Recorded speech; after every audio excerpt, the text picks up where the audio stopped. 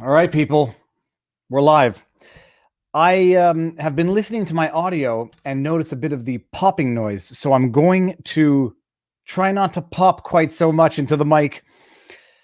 How's everybody doing tonight? This is not an unplanned, but rather a spontaneous live stream. We're going to do it with John Carpay again. John Carpay, for those of you who don't know, president, founder of the JCCF, the Justice Center for Constitutional Freedoms, who seem to be leading the charge and the fight against what are arguably unconstitutional, or at the very least, constitutionally questionable restrictions that have been imposed around Canada, and seem to be, becoming increasingly more strict and increasingly more indefinite and increasingly less justified. For those of you who may not know, first of all, audio's good. No Fs with the chat messing around, because I saw what happened today during Barnes on Barris. Their audio went, there was Fs in the chat, and then everyone's like, look, they don't know that we're being serious now. So let's see here. F, here we go. Yeah, two biggies, two big eyes. Okay, so I think the audio is good. At least I don't hear myself echoing because I left up the screen in the back. We are entering year 2 of what was the 2-week lockdown to flatten the curve.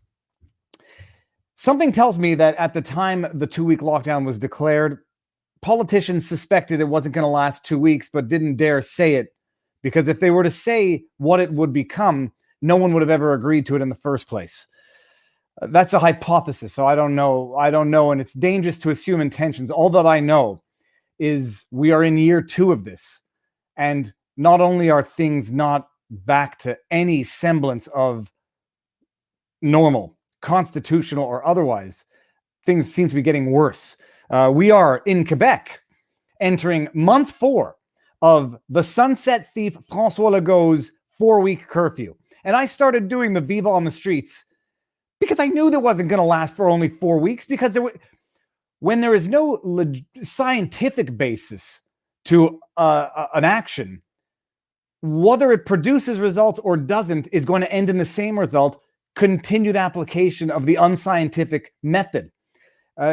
Because it's not scientific, so any results or absence of the results are going to be correlated to the intent to continue with the unscientific application in the first place.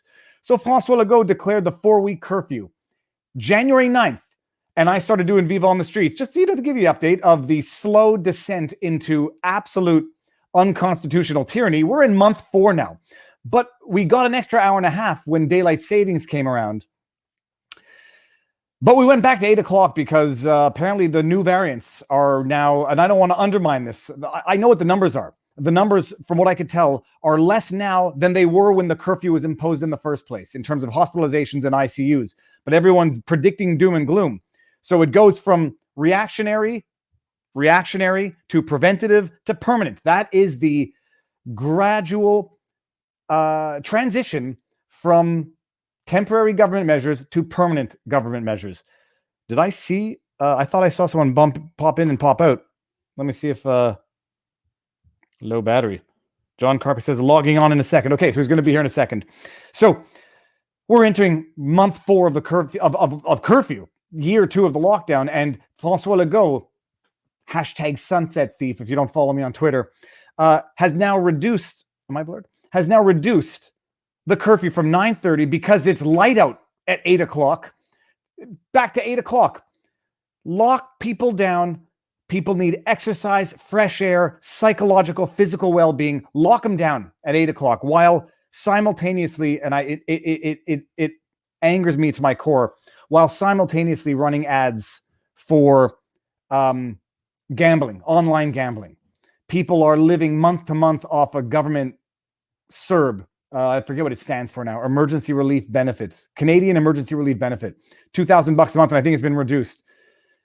But they're being tempted while being locked down to gamble online. Oh, gamble responsibly and drink responsibly and, lead a healthy life while everything is being torn down around you.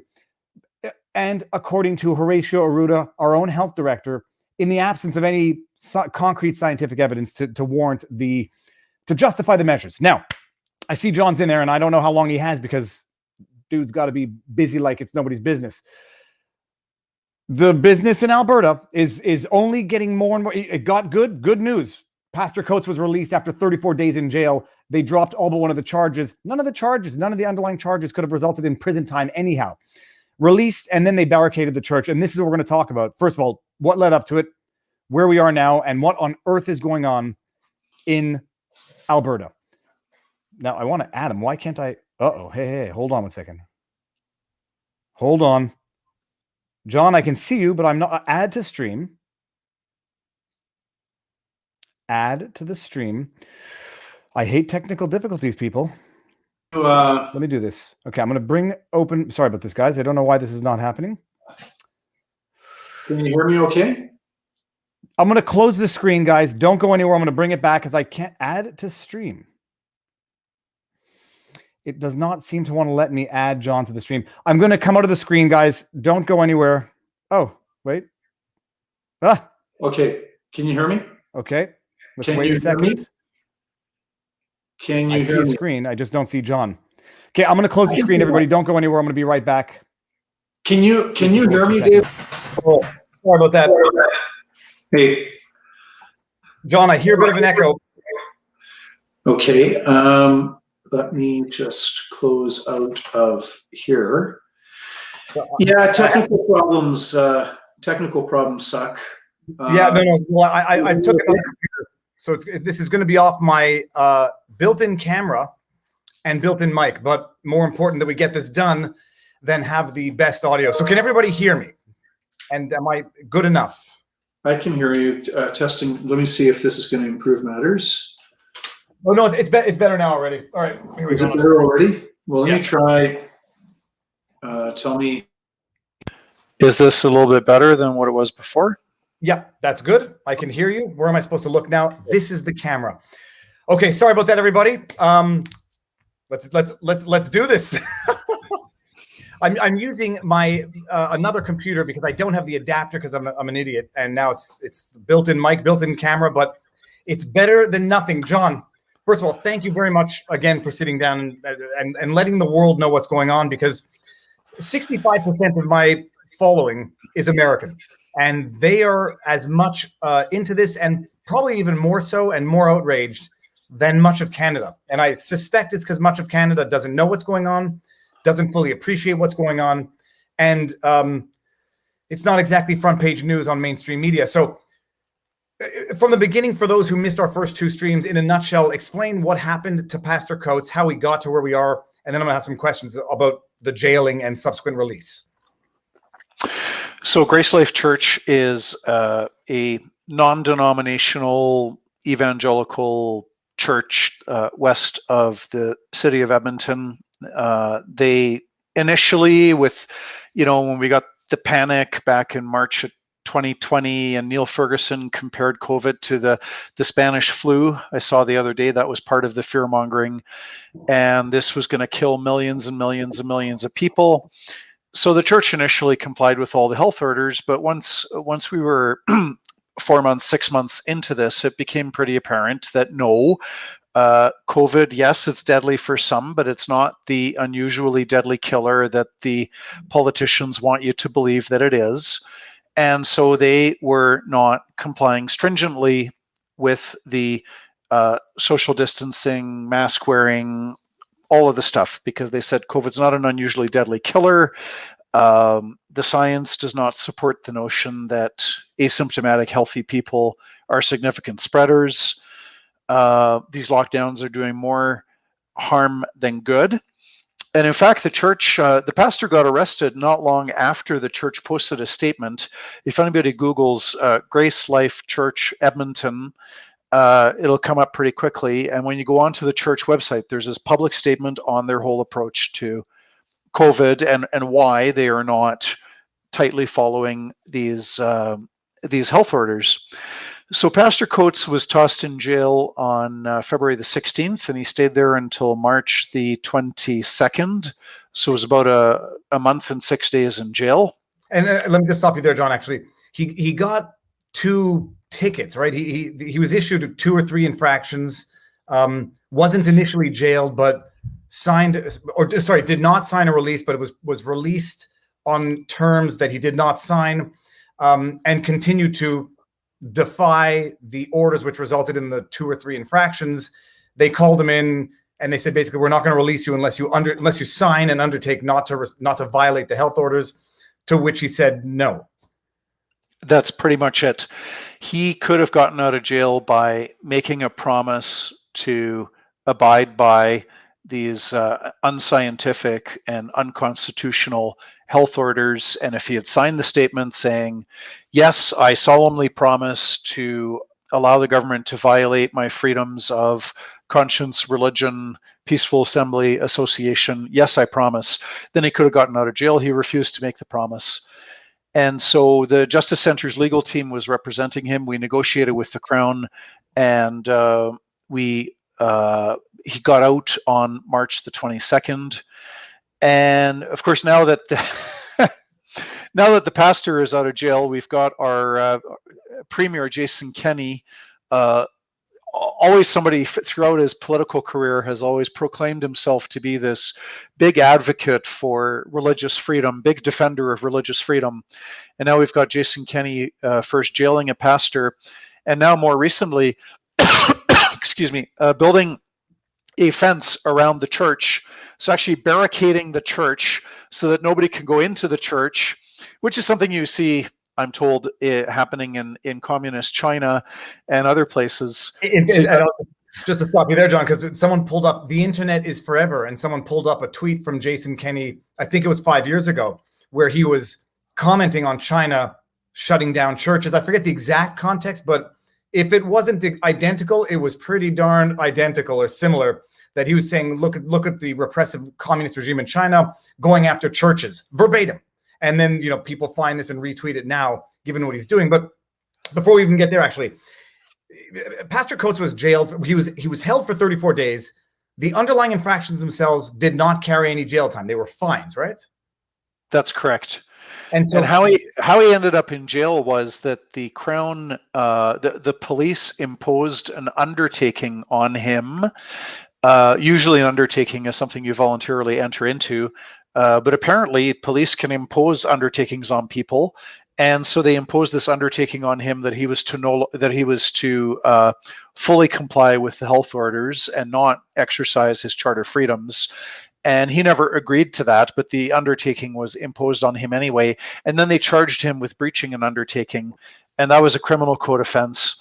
And in respect to that, he was fined $1,500, which he then did not have to pay because he had spent a month and 6 days in jail.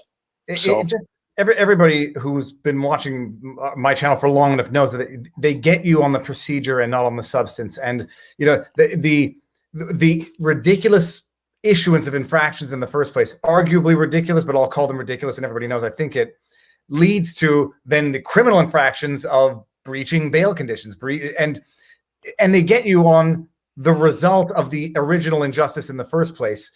But bottom line, so he gets 2 or 3 infractions, which themselves do not carry jail time, but breaching bail conditions does, or not not complying with an undertaking. Yeah. So They lock him up for 34 days. They release him after dropping all but one of the charges. Yeah, he pled guilty to the breach of the undertaking, got the $1,500 fine, and then there were 2 charges of violating provincial health order. One of the 2 was withdrawn. The other one is going to trial. And now we have this outrageous, what I find really outrageous is you've got the government aggressively with draconian measures, severe measures. They're barricading the church after jailing the pastor. And at the same time, the government is in court saying, we do not want to go to trial on May the 5th because we're not ready yet, because we've only had 13 months of lockdowns, but we can't possibly assemble the medical and scientific evidence to justify these lockdowns by May the 3rd. Oh my goodness, no, we need to postpone the trial all the way into July because we just cannot muster the medical scientific evidence. This is outrageous because the government is obligated under the charter to have that evidence already, and to have evidence that the lockdowns are doing more good than harm, to have evidence, one, that COVID is an unusually deadly killer that really warrants this. They should have that at their fingertips and be ready to go to trial tomorrow. Secondly, that lockdowns have saved any lives, and they actually need evidence, not just speculation, right? Anybody can say lockdowns have saved lives. Well, when you're in court, the question, okay, so what evidence do you have? Well, you can repeat it and say, well, we're really sure that the lockdown saved lives. We just know it. We believe it. Okay, what's the evidence? They're going to have to come up with that. They should have at their fingertips that lockdowns are effective. They should have at their fingertips the evidence to support their theory that healthy, asymptomatic people are significant spreaders of the virus. They shouldn't. And they should have at their fingertips all the evidence about lockdown harms, lockdown benefits. And it is so outrageous that a government that's been violating our charter rights and freedoms for 13 months, and they've known about this trial in May, they knew about this in mid-February. So they've had 2.5 months notice, and we're 13 months into a lockdown. And now the government says, oh, we can't possibly go to trial on May 3rd. We don't have our evidence. Well, what do you mean you don't have your evidence? You've been violating our rights and freedoms for 13 months. You're not even allowed to violate rights and freedoms without having that evidence. And it's an interesting point that I don't think people have actually thought about. You know, it's one thing to see. I went to the Tam Tams, Parc Jean Mance yesterday. It's one thing to see as many police present as citizens, and you say this is. Whether or not you think it's even justified to use that amount of resources to police people in a park on a sunny afternoon is shocking to most. We are now 13 months into this, and you're trying to go to trial on charges that the Crown brought on measures that they implemented, presumably because they already had the science, they already had the statistics. We're into 13 months. Presumably, yeah. Presumably, they had the science to back this up. Yeah, and now that's what they've been telling us for 13 months, right? Oh, we need evidence-based public policy. Everything we're doing is so scientific, and if you disagree with us, then you're just a Neanderthal anti-scientist. That's what we've been hearing for 13 months. Sorry, I interrupted you.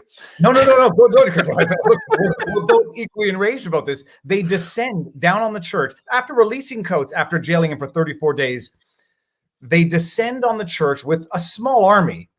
What was there any warning about that? And by the way, let's finish up on that. Let's finish up on that thought. They descend with a small army of resources, police, everything. But they say we need to postpone the trial because we're not able to prepare in time. Yeah, hogwash. Okay. They were able to prepare. They were able to call the construction company and the fencing company and the police and the security guards, and the whole thing was obviously pre-planned, because I do not believe for an instant you can't just pick up the phone and phone a fencing company and say, okay, I want you down there in an hour. This was all pre-planned, so they can get their act together when it comes to prosecuting a pastor and jailing a pastor, when it comes to barricading a church and putting a double fence around it. The government has the resources and the capacity, but when it's to have evidence in court for a May 3rd trial, they're running scared, and they say, oh, we need an additional June. We need 2 more months to muster the evidence. No. Well, and incidentally, it's a legit, not just a legit point. It's an obvious one. I presume they did not barricade the church without court authorization. So they, at the very least, had to apply to the court to get no. They were allowed to do this under the Public Health Act without needing to get a court order. So the Public Health Act authorizes pretty aggressive enforcement, which I think most people would be fine with if this was Ebola or the bubonic plague, or if it was the Spanish flu. Okay, fine. You could imagine a scenario where you've got a truly deadly killer, which COVID is not, right? Unless you're 80-something years old and you've already got 3 health conditions and you're in a nursing home. Unless you're in that category, this is less dangerous than driving a car. But the Public Health Act powers are okay. It's just that this virus doesn't warrant this kind of aggressive draconian action. And even some people may disagree with you on that, but some may disagree with you without knowing why. But I would imagine also the track, if it's Ebola, if it's whatever, the track record of this church that's been operating for months now. I think they had one case, from what I understood, a while back, and they closed down for a couple of weeks. But by and large, at most, maybe one case coming out of the church. Yeah, back in July, this is on the church website on their statement. They go into that, and they did have they had one or two.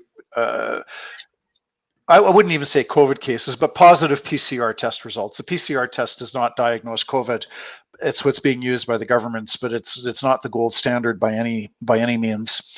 In any event, they had positive PCR tests on one or two people, and they shut down for 2 weeks. Okay. But they're going now consecutively 37 weeks, 40 weeks, and there's no outbreaks of COVID there.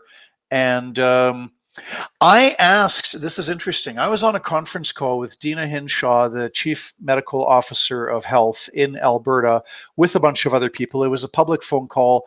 It's a few months ago. And I said, what scientific evidence, what medical evidence do you have that churches or houses of worship generally are worse spreaders of COVID than stores and restaurants? And the Chief Medical Officer of Alberta had none. All she could say was, well, there's this one anecdote where there's this conference that took place in this city one time and blah, blah, blah, blah, blah, blah. She had one anecdote. She had no science to back up the notion that churches are worse than restaurants and stores. And it's what we're seeing coming out of the States. At the very least, the Supreme Court in the United States seems to be respecting churches and holding them not to a lower standard or a higher standard, whichever way you look at it, not giving them different standards, just holding them to the same standard as Walmart or big box, big stores, whatever. And they're overturning these bans, which are penalizing churches in particular. I guess the flip side argument with Grace Life Church is going to be that they weren't respecting the face masks and the social distancing, even when they were holding congregations. So that might be the argument. But what's the government's evidence that Grace Life or any other church is spreading COVID, and that it's you hear the assertion. I heard Premier Kenney quoted the other day, and he says, "Oh yeah, some of these churches are leading to deaths." Well, that's anecdotal. And how does Jason Kenney, our Premier in Alberta, know that it's the liquor stores and the big box stores and the restaurants are not leading to more deaths? This virus, you'd have to be omniscient, really. You'd have to have godlike status to know where the virus is and is not, and how fast it's spreading, and where it's spreading, and who is spreading it. Because even the PCR tests that are being used currently to generate all these scary numbers of so-called cases, these PCR tests are not diagnosing COVID. And that's another thing we're going to challenge the government on in court, is the PCR tests that they are using. Well, I know of the sign. I know of the issues with this. That apparently PCR has something of a cycle rate that could potentially include dead cells or dead components, which could lead to false positives. And I know that in other countries there were issues in relying on PCR testing, which we still are doing here. But I mean, I want everyone to appreciate also the total lack of due process from the Health Act or the Quarantine Act, whatever it is that they're using to justify these measures, is that it's shut down first, ask questions later, and you don't even have to apply for a warrant. You don't have to go to court to prove anything. You just have a declaration that there's a violation of an order issued under the Emergency Health Act, and you shut it down. And I mean, how many cops were involved in shutting it down and barricading it and supervising it since this happened? When? Thursday of last week? It was on I think it was on Wednesday morning that actually just. Well, and while you do that, I'm just going to bring up one. Little Panda Cup says, when do we take the government to the human courts in The Hague? Well, Wednesday the 7th. Wednesday the 7th. So Wednesday the 7th. I mean, they come in. There's dozens of police officers. The truth is, I was not watching it too closely. So there's lots of media reports on the internet, but they definitely built the fence. There were a lot of police officers. And then it got interesting this past Sunday, the 11th. I don't want to jump the gun, but there were protesters that came up, and apparently some of the protesters managed to tear down or remove a small section of the fence. And there were other people objecting to that. They wanted a peaceful protest, so they said, "No, don't touch the fence. Don't dismantle the fence. We want to." That was one question. Actually, that was one of the ones we were going to get to. Is I saw the video of people pushing the fence down. I didn't know who it was. I saw Sheila Gunn Reid from Rebel Media, who seems to be the only people on site giving you minute by minute. She was saying these are not the church congregants or protesters. Then I saw a video of the church congregants chanting a very peaceful religious chant. I didn't know what it was, but I mean, it's clear who is seemingly from the church and who might not be, or who might just be angry. Do we know who these individuals are? Are they outside agitators, or are they just very angry congregants? It's probably a mixture of all kinds of people. Some of them are self-identified publicly. I think one of the gentlemen has a last name of Johnson or Johnston, who is not from the Edmonton area. But there was just all kinds of Twitter and Facebook about the convoy going. I heard of one, and I'm in Calgary. I'm a 3-hour drive south of Edmonton. But I saw a Facebook thing that there was a bus leaving from a location in Calgary, and then it was going to stop in Red Deer and pick up more people and then drive out there. So there was a lot of grassroots activism. The church members themselves, I'm told, they did have a church service with their 400, 500 people at a secret location. And so the church was not involved. The church did not go to Grace. The congregation members did not go to Grace Life Church. They went somewhere else. They had a church service, and all the people there that were protesting were not Grace Life people, or maybe with one or two exceptions. So just grassroots activism. Or I mean, some people refer to them as agitators, sometimes paid agitators, sometimes deliberate people there to provoke whatever. And you never know, because we had a riot or a protest in Montreal, old Montreal, last night, and sure as sugar, some people either exploited the opportunity to cause damage that they otherwise wanted to, or people think that there's infiltrators going in there to ruin the otherwise peaceful protest, so the government can justify doing whatever more. But I did see that they were holding services somewhere else. So one can conclude that the people misbehaving, or some of the people might think they're behaving and doing what they want them to be doing, but not productive, or not members of the church. And John, I mean, I'm watching this. I didn't tweet it out because I don't want people misreading the analogy or the comparison. But I watched the Waco series. And I'm only reluctant to make the comparison because I don't want anyone thinking this is like a judgment on either with Waco as a religious institution or Grace Life. It's only in terms of the government response, where you have such a disproportionate militaristic response to, even if you think that these are, that some measures are justified, it's militaristic on a religious institution. And it just creates a powder keg where the risk is that Grace Life Church is probably does not have the weapons that, Waco is totally different, but it just creates this tension where you have a pushback to what people see as just being an unjustifiable push forward. Looking at this, it's unclear what would be required in terms of a factual basis to justify what we're seeing. I mean, are local media covering it there or no? There's local coverage, and I think the difference with this scenario in Waco, Texas, which I think was 1993, 94, or somewhere around there was a bunch of people that were living there, right? It was kind of a compound, a commune, a community, whatever, right? So, and I think it was a long time ago, but I probably stands to reason that if the government had been not so aggressive, then there wouldn't have been all that violence in the first place. However, the thing that's really different with Grace Life Church is that it's a building where it's not a commune or a community or a place where people live. It's a place where people go to worship. They attend there on Sundays. So during the week, you would have the pastor and the assistant pastors. You might have 5, 10, 15, 20 people, I don't know, working at the church. But you don't have 400 people that are living there. So when the church got shut down, the the physical building has been basically abandoned by the congregation on an interim basis. So the issues aren't there as much. But I think, and really, it's not to compare on a moral or religious level. It's just the heavy-handed government response on these, they call them easy targets, for lack of a better word. It's a church, and they're coming in like this in a way that just looks sacrilegious because it is sacrilegious. Ezra Levant and Rebel Media were mentioning that, or I think it was Ezra who said they put latrines. He called them latrines, but I think he might mean porta potties on the front steps of the church. Do you know if that's true, or is there any? I don't know if that's true or not.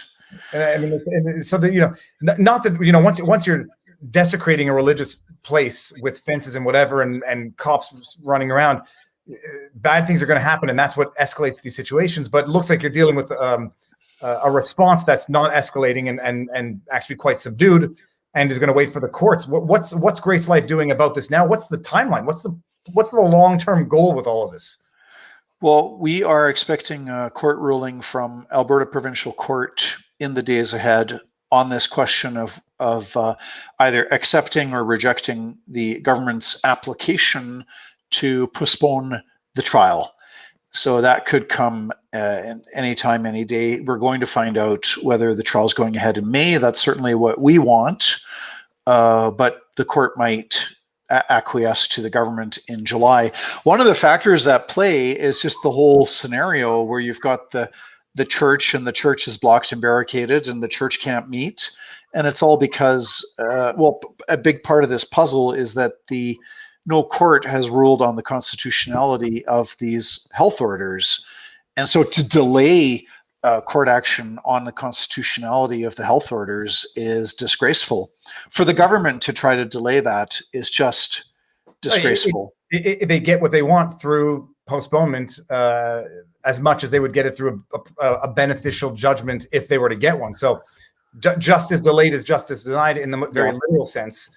But like when they put up the fences, are they giving any orders as to how long the fences stay up? Are there any instructions, or has the Alberta Health Services, HS, have they just expropriated a church?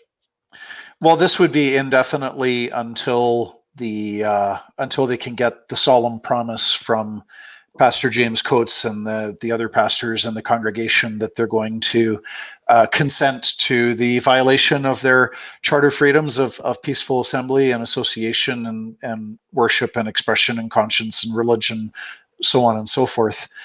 So this barricading of the church is kind of indefinite until such time as the health orders are rescinded, and that I don't trust any politicians as to when that will happen.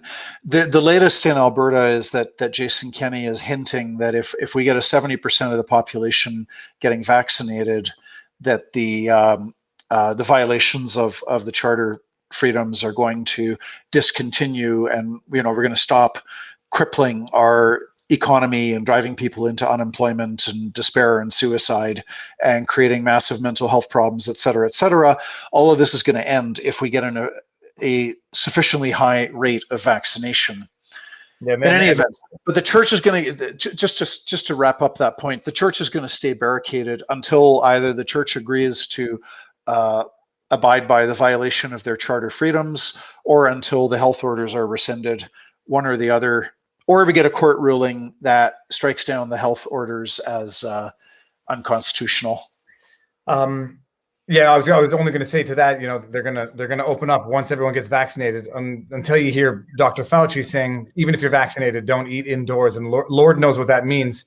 But the health order. So, are you challenging the constitutionality of the specific health orders issued now, and the constitutionality of the underlying act, or just the orders themselves, and not challenging the constitutionality of the act? So just the health orders themselves. The Public Health Act, I mean, sure, there's room for improvement. Apparently the government in Alberta is going to take out the provision in the Public Health Act, which has been on the books since 1984, and their predecessor versions were on, prior to 84. There is a provision in there giving the government power for mandatory vaccinations and the government's supposedly going to move to take that out so that there will not be mandatory vaccinations in the Health Act. I mean, the Health Act is not terrible. Where it's been abused and misapplied is that you've got a chief medical officer that's supposed to have some authority to quarantine the sick, has been given unlimited authority on a permanent basis to impose all kinds of laws on the entire population, all the healthy people, without any oversight by the Legislative Assembly. So you got this unelected, unaccountable, politically appointed doctor, Dina Hinshaw, who is making broad laws of general application applied to the entire province. And this is the same thing in Quebec and Ontario and every province. You get this, you get a dictatorship is a term I heard today. You get a medical, dictatorship, Yep. a medical dictatorship with an unelected, unaccountable, politically appointed doctor with narrow expertise in one area of medicine. They don't necessarily know a lot about the things that family physicians would know about, like the day-to-day health concerns of people. They're fixated on a virus. They know nothing about economics or public policy or charter rights and freedoms. You put a narrow virus specialist in charge of making the laws for all the people on a permanent basis, and that's what's outrageous. So the problem is not the Public Health Act, it's the abuse of the Public Health Act by imposing this medical dictatorship, which cowardly politicians are happy to have that because then they're liberated from responsibility. It's like, oh, it's not our fault. It's Dr. Arruda, or it's Dr. Hinshaw, it's Dr. Henry. No, I called it like a vicious circle of politics and medicine, that they appoint their medical experts who give them advice. You have Ford saying it's political suicide to defy their advice. So they're giving the advice to the people who appointed them. The courts, who are judges themselves, who are appointed by the politicians, are basically deferring to the experts. And thus far, nothing is being challenged to actually force the evidence to justify the measures. And I'm not wrong in this, right? The Health Act, the Emergency Health Acts, they empower emergency orders, which after typically it's 10 days, renewable for maximum of 30 days. After that, have to go through the legislative process, because it's no longer an emergency that requires an emergency bypassing of the law when you've had 30 days to draft the law and have it go through the legislature. Is it not the same thing? I mean, that's the basis of the law, right? It would be different in every province, and you would know far better than me what the situation is in Quebec. I know that in Alberta, the public health emergency can last for up to 3 months. The problem is the public health emergency can expire, and then 2 days later, they just declare another 90-day public health emergency. Yeah. So this is a big problem, because one of the principles of our Constitution is democratic accountability, and it's the idea that laws are not just imposed on us by some king or medical doctor. It's the laws are passed by the elected members of the legislature. So if there's a law that applies to you and your life, and a law has an impact on you, you have a say in that law through the democratic process. And what we've got now is in every province, you've got one doctor that's effectively unelected, unaccountable premier that is just making the laws for the whole province on a permanent basis. We're into our 13th month. When is this going to stop? There's no clear criteria. It's shifting goalposts. It's like, well, maybe next month, if we only have, 2,000 new cases, and if this, but oh, well. No, but John, it's even worse. Well, how about class action lawsuits? John is handling some. They're not class action, they're lawsuits, but people have sued. The courts are throwing them out on an interlocutory injunctive basis, and you have to get to the merits, and that takes months to years. But I tweeted it, and then I had subsequently been blocked by two doctors, two from Ontario, because one is now promoting COVID zero, they're calling it, and they want COVID zero as the new standard, which is it went. Google it after this. It's maddening, because I've been having an ongoing fight with a friend who may not be a friend anymore. But when does it get too far? It was 2 weeks to flatten the curve, to not overwhelm the healthcare facilities. And now they're going to COVID zero. And, they're shutting down elective surgeries in Ontario because of a wave of hospitalizations. That wave, upon closer inspection, seems to be within a month going from 600 hospitalizations to 1,500 hospitalizations. And it was even, it's obviously less for ICUs, where you have like a 32 increase overnight in day over day, but shutting down elective surgeries. And which are not elective surgeries. Sorry to interrupt. That's a medical term. What they mean by elective is non-emergency. So it's not like you just got into a car accident, or you just got a gunshot wound, or you just got assaulted at a bar. You don't need emergency surgery right now. So it's elective. Elective is not like the elective in school where you could take it or not take it. Elective surgery would include heart surgery, pacemaker surgery. We had Jerry Dunham died in Alberta because his heart was functioning at 25% capacity, and he needed pacemaker surgery. And the chief medical officer said his surgery was not necessary, canceled the surgery, and he died.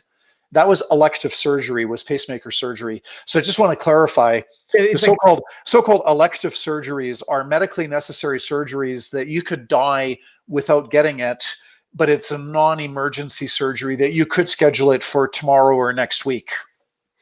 It is, you can think of the innocuous elective surgeries like hemorrhoids, and then you can think of maybe the less innocuous ones like growths being removed that could be malignant, and then you can think of the more meaningful elective surgeries, and that people don't understand, not emergencies, but can severely affect one's life expectancy. And they're cancer. You look at the cancer, all the cancer that has not been diagnosed. We're going to see a wave of more cancer deaths coming up in the next 3, 6, 9, 12 months, 18 months, because in the first round of lockdowns back in March and April, there were 500,000 diagnostic service, that is MRIs and CT scans. 500,000 diagnostic services were postponed. Many of these are already ones where there's already been a wait for a month or 2 or 3, right? And then it gets postponed further. And we're going to see more cancer deaths. So this COVID zero, that's like car accident zero, cancer zero, whatever zero. If you focus, this is the illusion and the delusion that we can somehow have this utopia where you go for zero on one thing, and people not realizing if you aim for zero cancer deaths, maybe you could do it, but at what price? Like, you'd have to reorganize society and the economy and medicine, reorganize everything to get rid of cancer deaths. You're going to kill other people, even if you could stop the cancer deaths, which you probably can't. And the fact of the matter is the governments are dishonest when they talk about people dying of COVID. If somebody's 85 years old and they're in a nursing home and they've got cancer and heart disease and diabetes and emphysema, and then COVID comes along, to report that as a COVID death is, maybe technically true on one level, but it's not really honest, because when you're 85 and you've got 3 serious medical conditions, to pretend that, we should all be afraid of the killer virus is, I think, dishonest and misleading on the part of governments. There's, as far, reading it like a lawyer, there's a reason why on the Ontario website they call it COVID-related illnesses, and they're measuring hospitalizations. They're measuring hospitalizations to justify canceling elective surgeries on the basis of COVID-related illnesses, is how they're phrasing it. I'm just going to bring this up. Tara Rayner says a friend, brother had an appointment to replace the battery in his pacemaker, postponed a couple times, died. Oh, and they're going to say, well, that's not contagious. So because it's contagious, that's the biggest issue. And the problem is the idea of contagion becomes irrelevant once you have herd immunity. The fact is, it's not my opinion, the government data will tell you COVID is harmless to roughly 90% of the population.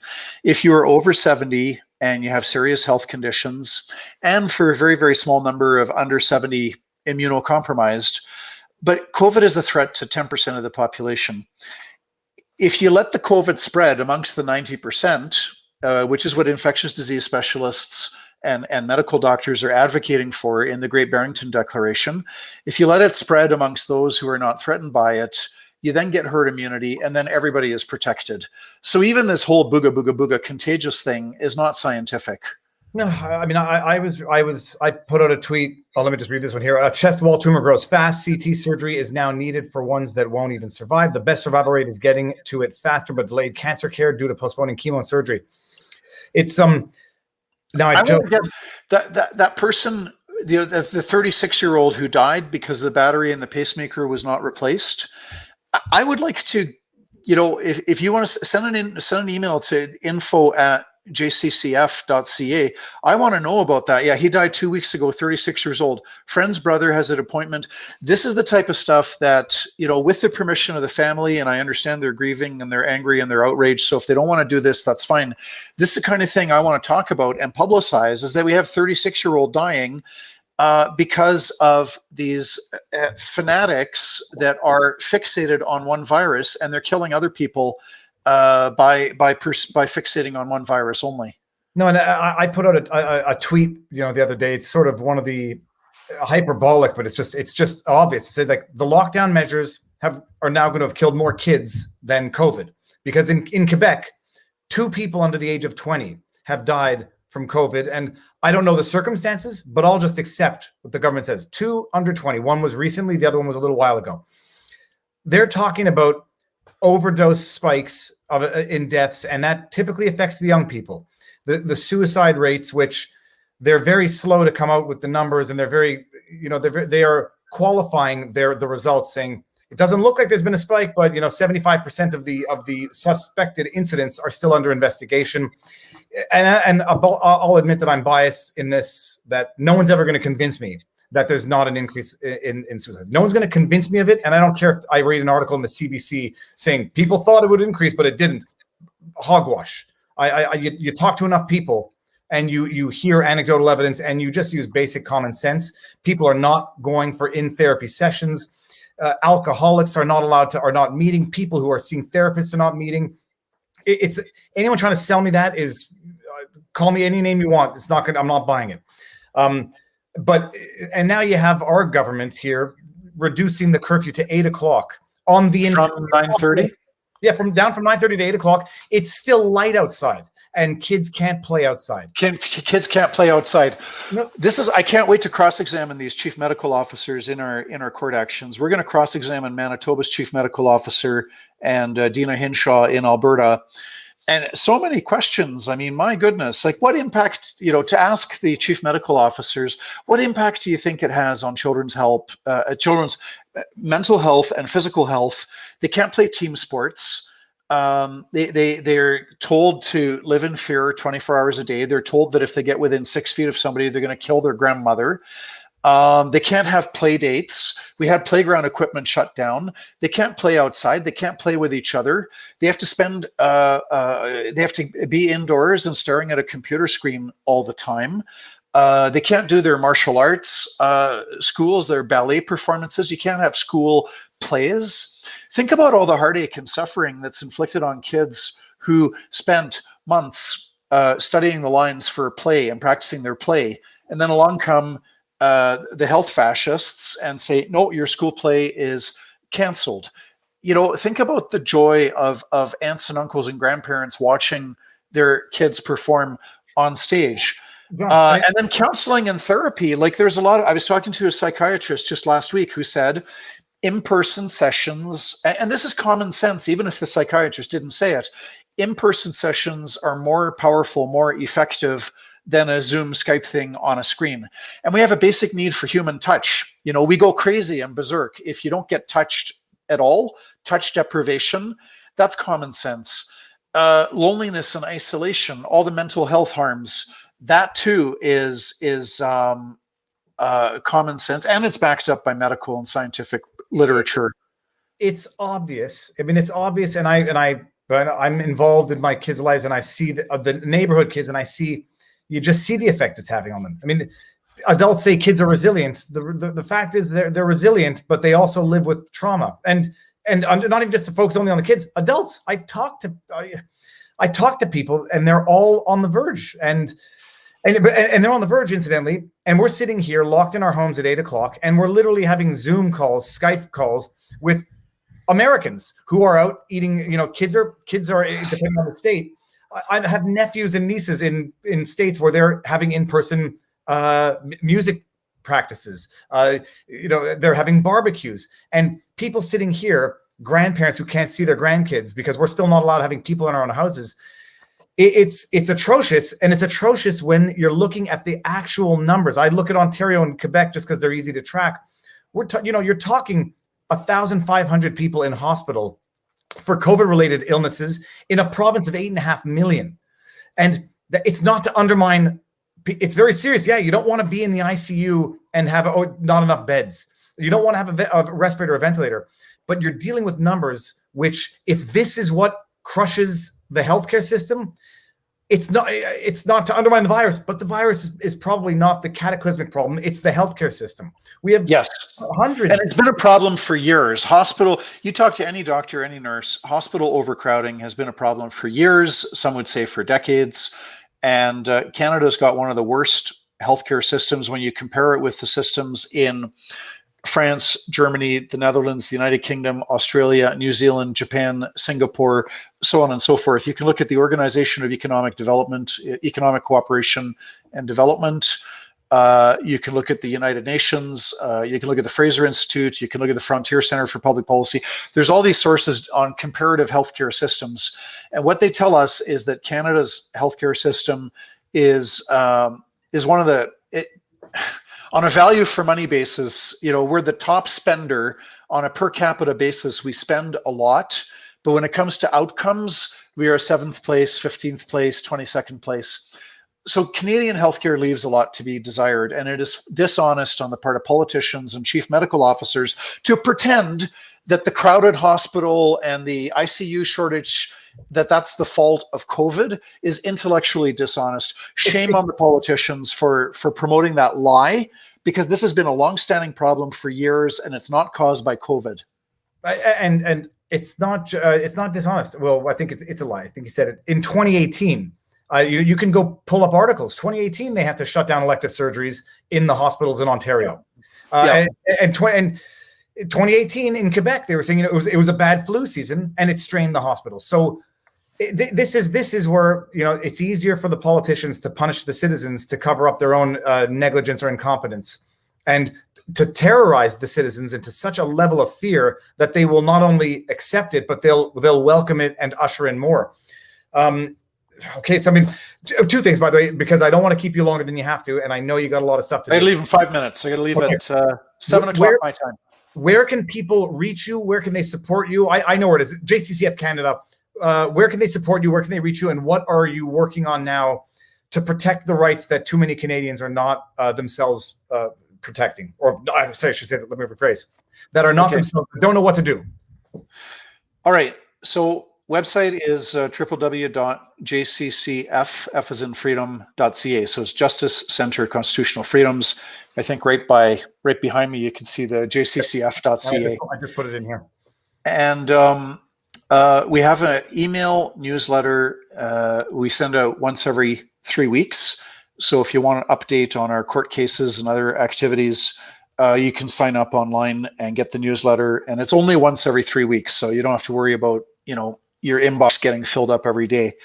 So the court action's coming up soon. We've got Manitoba court action coming up on the April the 20th or 21st until April the 30th. And this is an action against the lockdowns in Manitoba. And we look forward to cross-examining Dr. Brent Rusin, the chief medical officer in Manitoba. And we're going after them hard on everything: the PCR tests, the numbers, the government's false, in our view, false claim that this is, an unusually deadly killer that warrants destroying society and the economy, so on and so forth. So that's coming up at the end of April. May 5th, as it stands right now, we've got the trial of Pastor Coates and Grace Life Church in Edmonton, but we're using that to challenge the constitutionality of Alberta's health orders. In BC, we lost 2 weeks ago. Very sad, but we're appealing that to the BC Court of Appeal.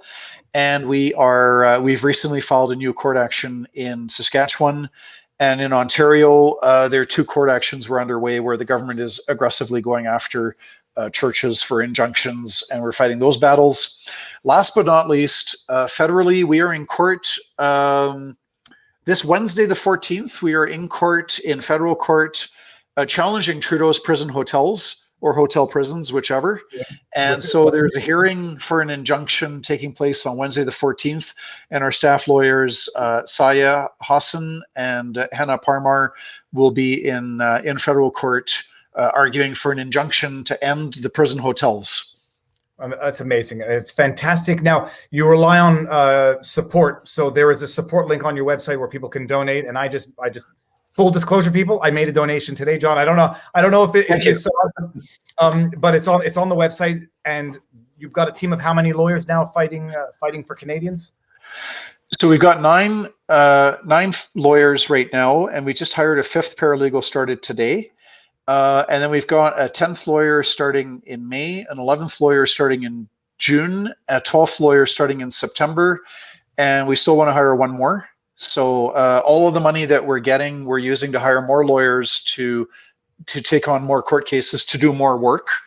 And government, unfortunately, is throwing lots of work our way. So we're growing to meet that challenge and take on as many cases as possible in defense of charter freedoms. Okay, everyone, we'll leave it there because, John, when there's an update, we'll get back into it. We're wishing the best for Grace Life Church, even if you think they're breaking the rules, that there's ways to deal with this, and at least ways to supervise it, to see if and when there's an actual problem. And someone said prison hotels. No, the government called them quarantine hotels, where you are forcibly detained and where you seem to be more likely at risk. There's been a story now at risk of assaults and at risk of infections because, like we didn't learn enough from Australia. We've now had a first case of an incident. It's just terrible. Yeah, they call them quarantine hotels. Euphemisms. That's how you win a battle of ideas, is by euphemizing. That's not a word, but make something terrible sound good. Quarantine hotel. It's not prison. It's a quarantine hotel. John, thank you very much. Stick around for 30 seconds. We'll say our proper goodbyes. But everyone, thank you for tuning in. Short and sweet, and we'll follow up sooner than later. John. All right. Have a good night. Thanks for